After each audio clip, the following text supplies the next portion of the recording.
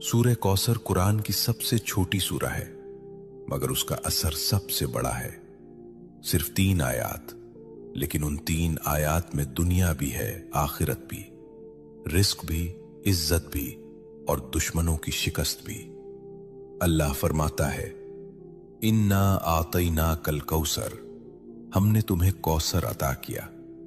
ये सिर्फ नबी करीम सल्लल्लाहु अलैहि वसल्लम से खिताब नहीं, ये उम्मत के लिए पैगाम है। ये ऐलान है कि देने वाला अल्लाह है, और जब अल्लाह देता है तो गिनती खत्म हो जाती है।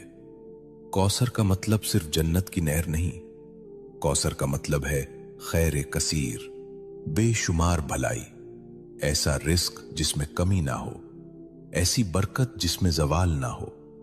लेकिन सवाल यह है कि आज हम ये सूरा पढ़ते हैं, फिर भी तंगी क्यों है, फिर भी दिल बेचैन क्यों है, फिर भी इज्जत के लिए दर दर क्यों जाना पड़ता है। यहां एक नुक्ता है, और यही नुक्ता अक्सर लोग खो देते हैं। सूरह कौसर सिर्फ जबान से पढ़ने की सूरा नहीं, ये मिजाज बदलने की सूरा है, ये शिकवा छोड़ने की सूरा है, ये शुक्र सिखाने की सूरा है। जो अल्लाह पर छोड़ देता है, अल्लाह उसे कौसर अता करता है। शेख अब्दुल कादिर जीलानी रहमतुल्लाह अलैह फरमाया करते थे कि जिस बंदे का दिल अल्लाह से जुड़ जाए, उसके हाथ खाली नहीं रहते, चाहे जेब खाली ही क्यों ना हो। सुनो, रिस्क सिर्फ पैसा नहीं, सुकून भी रिस्क है, सेहत भी रिस्क है, औलाद की नेकी भी रिस्क है, और इज्जत से जीना यह भी रिस्क है। सूरह कौसर हमें सिखाती है कि पहले अल्लाह की नेमत को पहचानो, फिर उस पर शुक्र करो। फसल्लि लिरब्बिका वन्हर, अपने रब के लिए नमाज पढ़ो और कुर्बानी दो। यानी अगर कौसर चाहते हो तो ताल्लुक मजबूत करो, नमाज को बोझ नहीं, मुलाकात समझो।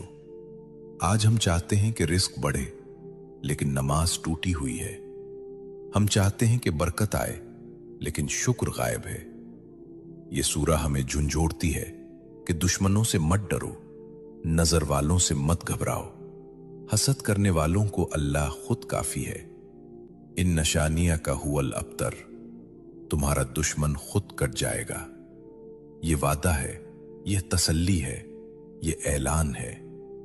अगर तुम अल्लाह के हो गए तो कोई तुम्हें मिटा नहीं सकता।